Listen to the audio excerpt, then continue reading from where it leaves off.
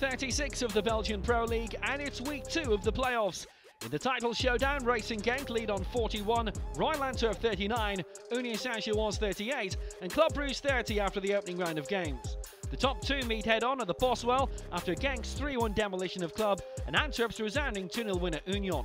In the European playoffs, it's Gent 31, Standard 29, Cercle 26, Westerlo 26, with the top two meeting here as well.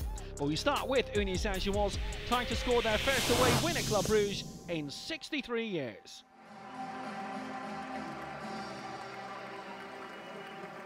Last season, this was the key pairing in a thrilling Belgian Championship battle. The upstarts against the champions. It's very much like that again now, except they aren't making up the top two. Losses in the opening round of the playoffs has cost both. Tonight's winners survive in the title race for now. From the unbridled, it's Club Brugge against Union Saint-Gilloise. Chance for the break. It's picked out, Simon Dingra. Good ball by Jean-Thierry-Lazare. Got behind it well too, and Mignolet had to struggle to recover. Well, there's a warning early on.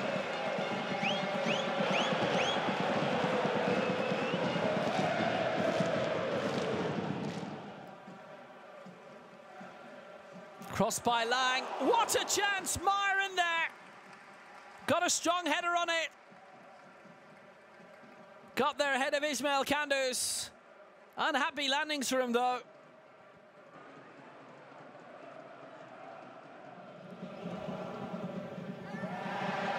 Cracking ball. Mark continued the run. He's got Ritz in the middle, went for it himself. Rebound fell towards Cisse Sandra, but Union survive. It's good effort by Mark. Sandra's corner on the way, and after conceding 3 last week, club's defensive record worse than it previously was. But at the other end, they've shown good ambition with Jonas Spielers. Howard managed to find him with so many yellow shirts around, and he clipped the post too.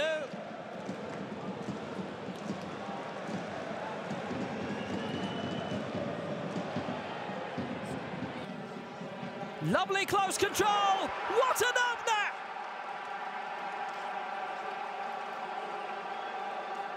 Victor Boniface is on target now. All that midweek frustration against Antwerp has just drifted away. At last he gets a big chance tonight. And boy did he take it.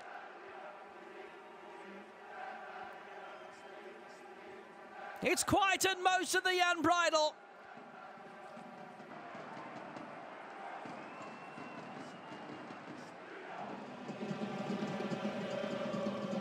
This scoreline will do very nicely for them, or maybe it won't. It's 2-0, I don't believe it. 45 seconds after the restart, Jean-Thierry-Lazare, it is the stuff of nightmares for Mignolet.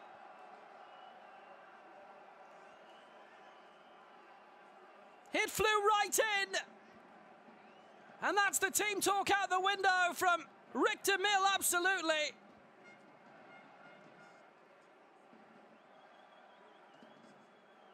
And for once, Mignolet is left cursing his luck.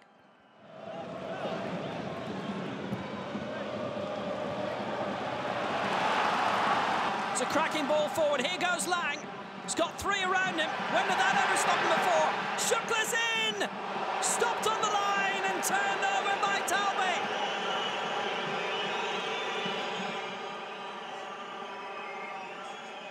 Big opening for Club. Schuckler in a brilliant position. On Yudika. Nice. Tuma. Decent turn opportunities for Boniface, who went for it. Big deflection for a corner.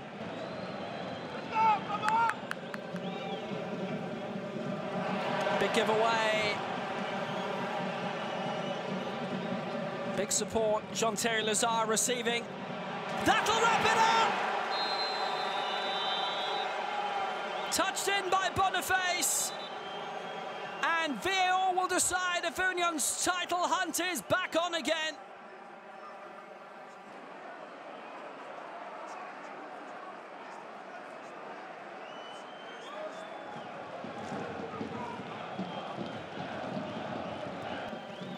It's a cracking ball forward. Here goes Noosa in. Good save. Well, he saved it twice, that one, Maurice. The second one from Nuka, which neither man knew much about. It's going to be a corner for Club Brugge. They still have a bit of hope.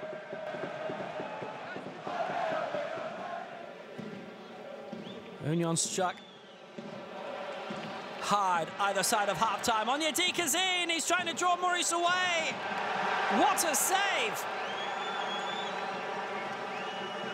Flicked away with his foot when Onyedika was thinking about what to do next.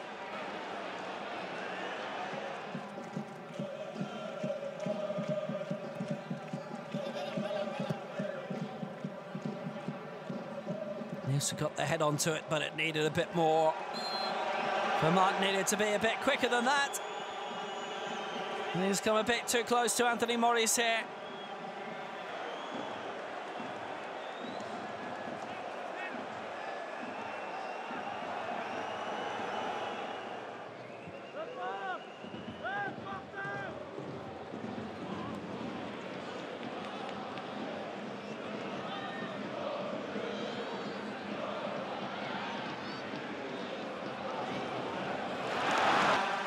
Very well reclaimed by Romeo Vermont, and the shot wasn't bad either from just outside the area. Maurice down well to save.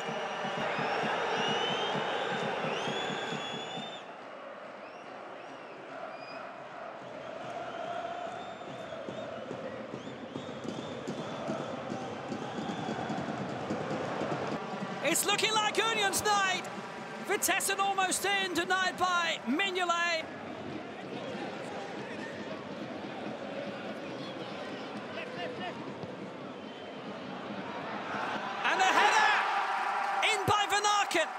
They've got 5 minutes to rescue their season.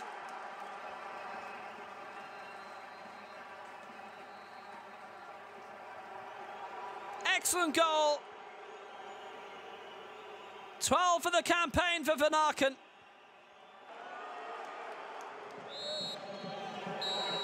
Union Saint-Gilloise still have a title to play for.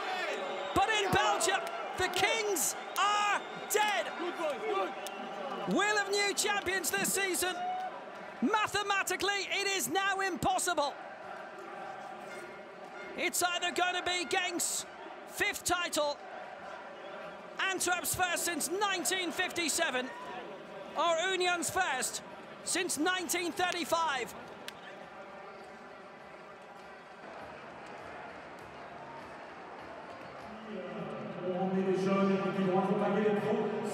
Two of the biggest names in Belgium clashing in the bid to grab the final European spot of the season. The Euro Play-Offs, a useful consolation prize for these illustrious clubs. From the Cercle, the Stade Maurice Dufresne. What a view. It's Standard Liège against Gent.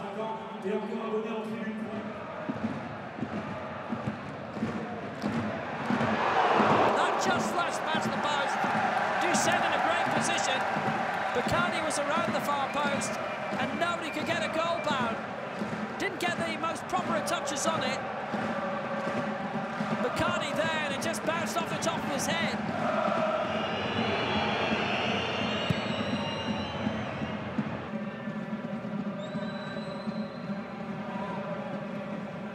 It's a cracking ball down the middle. It's Gift Orban! It's inevitable! If there's a Y in the day, you can expect Gift Orban to score. He always scores.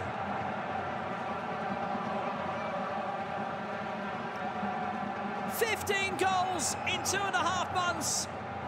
And Standard Liège know all about him now. They only gave him a small amount of space. That's all he needed.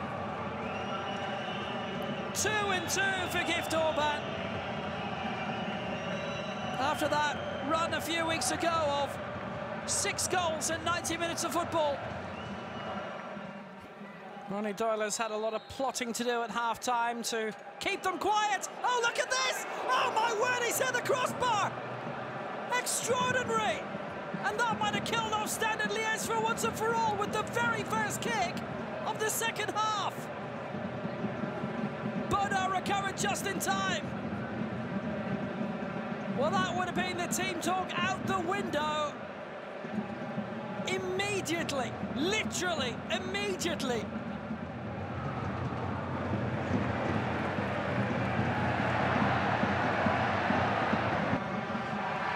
Trying to get an equaliser here, standing through Eamon, who's gone down. No penalty, says the Antwerp. And Orban's trying to find a way past McCartney. And here comes Gift Orban. He's in. He scored. It's 2-0. Unless the game is pulled back.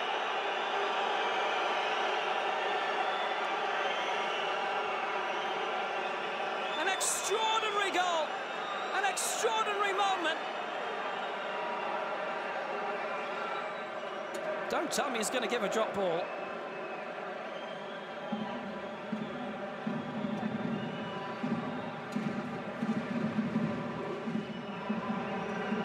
Oh my.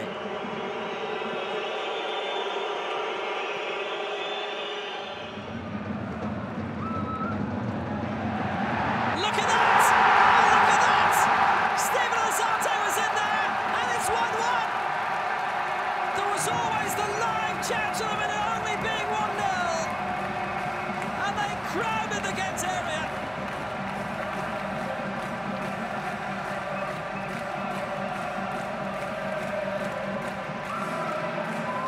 Everything connected with Brighton right now is turning into gold. And Alzate is just that.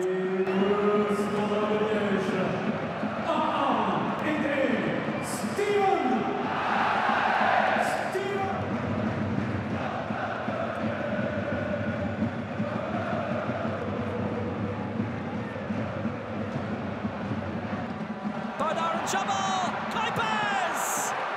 The league's top scorer does it again!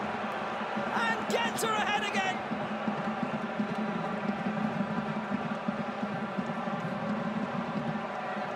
He didn't need the key in the door to unlock Standard Liège.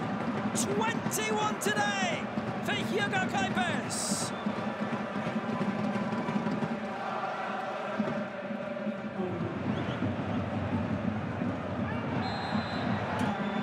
Alzate's already been booked, and he has been sent off. Steven Alzate, 2 yellows.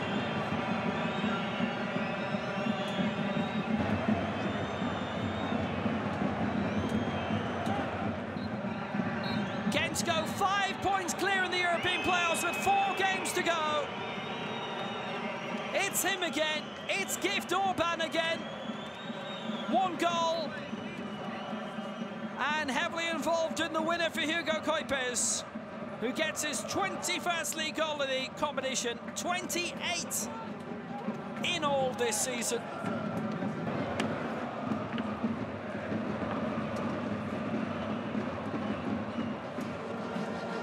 So the bands strike up again, a major fixture coming in the title playoffs in Belgium. The leaders, the long-time leaders this season, Racing Genk, on the road away to cup holders Royal Antwerp, showing magnificent form of late, lifting the cup last week, and they have only lost 1 of the last 10 games. The rest have all been victories.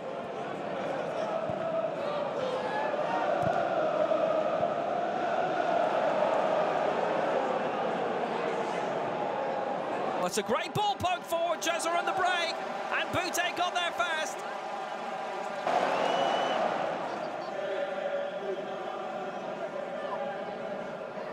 It's going to be Mike Chesor to send it in, and then across the line. Mackenzie's made sure it has now, and Genk are in front. 2-2 for Mark Mackenzie, and against major opposition too.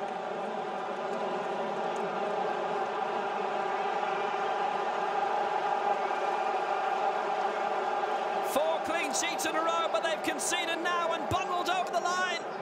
I think it was their first time around from Mackenzie.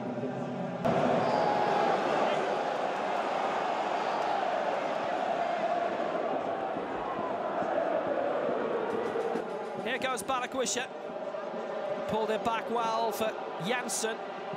Bataille stopped by Mackenzie. Little flick header on by Mandy Keita. Free kick, what a position for it as well. Janssen going down. Janssen saying it was inside. Eric Lambrecht saying, I saw it.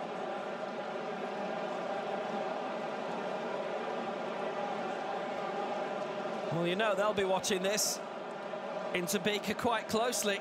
If it's on the line, it is inside. Janssen against Van der Voort, and Van der Voort saved it!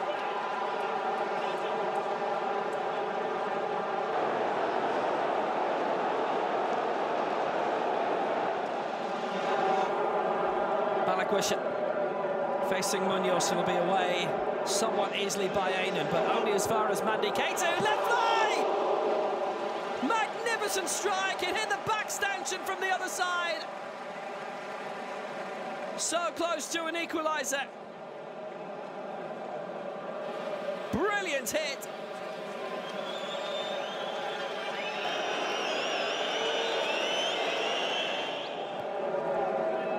Antwerp have had just marginally more of the ball.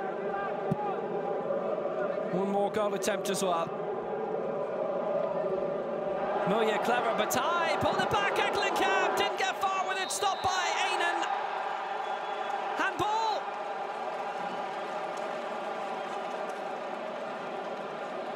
Another penalty.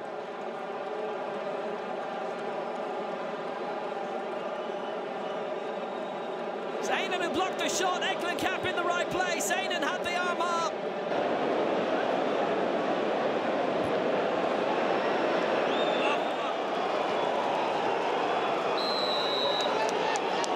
Toby Alderweireld made it! 1-1.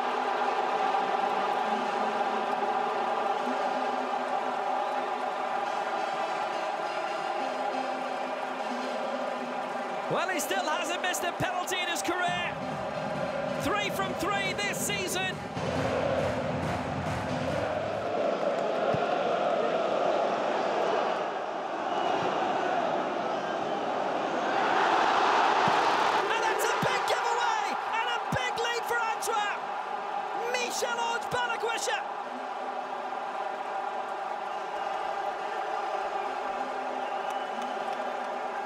What an error! They've been playing it around the back way too much, and Genk have now paid for it. Back by Rozovsky. Van der Voort across to Mujahid Sadiq, who didn't see Balakwisha coming.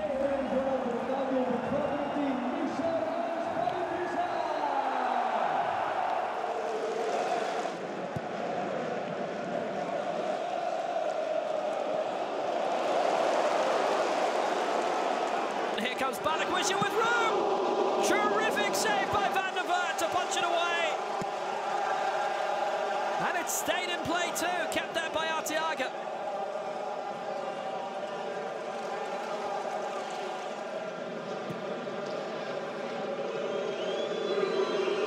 Kovamal says that Van Bommel is very much an Italian-style coach, concentrating and defending so much. They'll have to hear, because it's hit the post off Orikadare.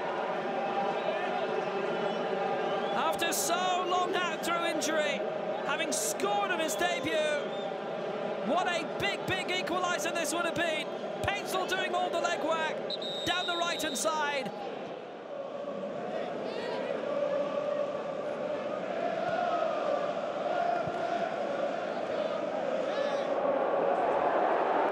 Tonu Orikadare making his way through. Stopped by Pacho, and Tonu's still in a strike. I don't know how he did it, but he did it. And Antwerp survive, having hit the post a few moments earlier on the deck, and he still got the flick up, astonishingly.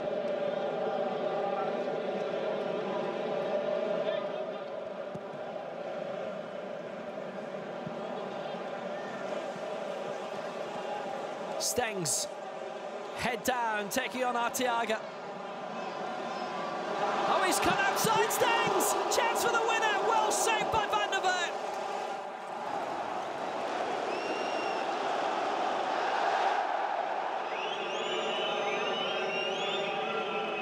And Genk have very little time to ponder about it now. Tresor sending the corner and they take a point at the stage! They might have it! Headed into the net! Eric Lambrax has whistled it up. It's up to his colleagues to decide otherwise now. Genk are apoplectic. That might have been their salvation on the day. I don't think that's going to get given. Aziz's elbow was out. Antwerp trying to kill a bit of time in their dugout. You might remember something similar happening against Standard Liège last season, which resulted in a few reds. It's going to be launched away by Van der Voort. He wasn't being given a lot of space. On by Luca Oyen. Trying to keep it alive as Tresor, and he did. Giving the free kick away. And that might just be that, and it's beginning to kick off a little bit. Yellow bataille, oh, it's red! Just like that! And one of the men of the season, a key man in the title race, will not play a part against Union Saint-Gilloise. And I think Aziz Ouattara has been sent off as well.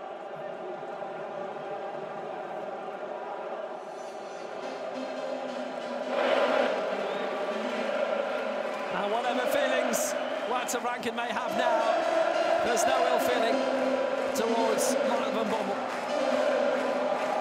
This feels like a very significant day in the title race.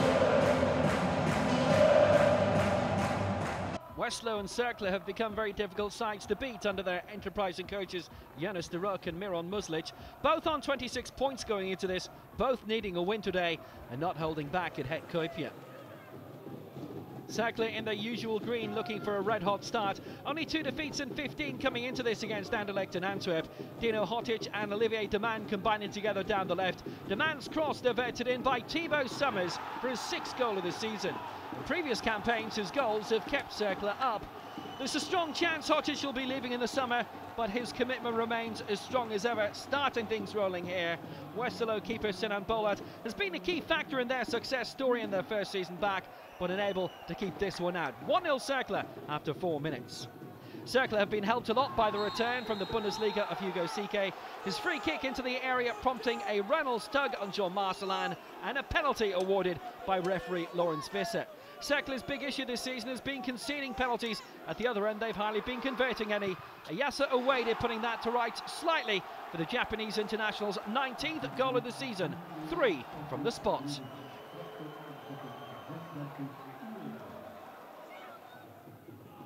Westerlo barely able to warm up before being 2-0 down after 18 minutes.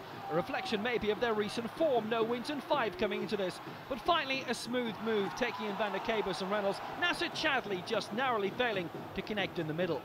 Chadli's 5-goal haul still has him among Westerlo's highest scorers this season, but he'd love it to be 6. The captain's biggest problem, trying to find a goal scorer to emulate the haul of Lyle Foster, who departed for Burnley during the winter transfer window. After the legwork of Mitsuo and De Kuiper, Lucas Fernando's shot parried by Mietski, and enter Nene Dorgeles for his 9th of the campaign. Now Westerlo's sharpest shooter of the season, but picking up a knock in the process. That excellent 1-2 between Mitsuo and De Kuiper building the foundation. Poland international keeper Mietski saving the original shot, but not Nene's follow-up. 6 minutes to half-time, Westerlo 1, Cercle 2. So could Westerlo go in level at half-time? Well, it's hard to know where Cercle would be without Uwede this season. He doesn't just score them, he sets them up too. This an absolute ripper from Leonardo Lopes da Silva. The Portuguese midfielder's 3rd campaign with Cercle since his year-long spell at Hull City, and the 3rd season where he scored 1 single goal. This is first in 18 months, worth waiting for.